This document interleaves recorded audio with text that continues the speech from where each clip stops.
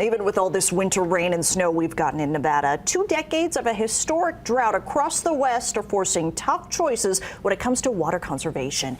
Kim Passoff joining us live with what this means for you. Yeah, so today this 38-page bill was introduced during a hearing of the Assembly on Natural Resources Committee. And there are all sorts of rules and regulations here, all aimed at conserving water. Some of the ideas that are outlined here and could soon become law will mean big changes for some people. Honestly, I think there's a lot of community awareness and demand for more conservation measures in southern Nevada. From mandating some property owners get rid of their septic systems, to regulating plumbing fixtures for landscaping, to how much water a homeowner can use, there is a push for change in the name of conservation.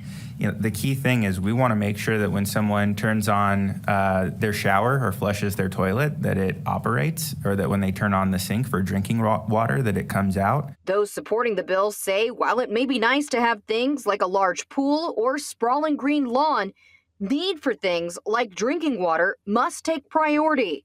And the top water users, about 1 of every 5 residential water customers in the Las Vegas Valley, could face new use limits. And I think there will be ample communication and outreach to the community about, for example, okay, you're going to have to let your lawn go brown so that we can make sure that all of those other critical needs are met. Lawmakers are discussing allowing the Southern Nevada Water Authority to restrict how much water residents get. If approved, SNWA would be the first water agency to have this type of control. SNWA could limit water usage in single-family homes to 160,000 gallons annually.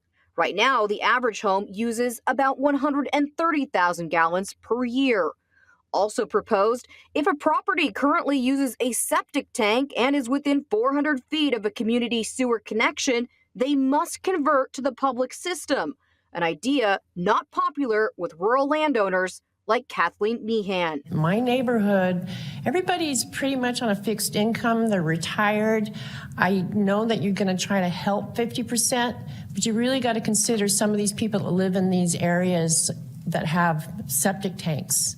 It's going to be pretty hard for them to come up with the money, including myself. And that requirement for certain property owners with septic systems to convert to sewer systems, community sewer systems, that would not take effect for 30 years until January of 2054. As for how all of these new regulations would be enforced, that question remains unclear. Reporting live.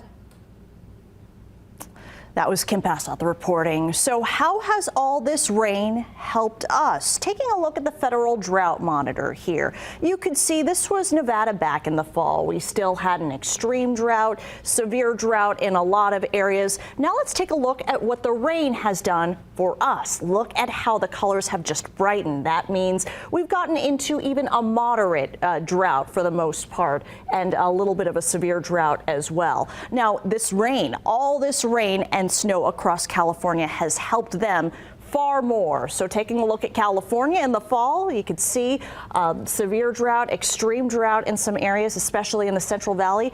Now let's look at the difference now. Unbelievable. So many parts have lightened. There are even parts of California completely out of a drought. A lot of California is just dry, some moderate drought in most areas. But a lot of experts say that California is not out of the woods yet. Water management is going to be crucial to save the water that is building up in those reservoirs, and especially the water from Lake Mead.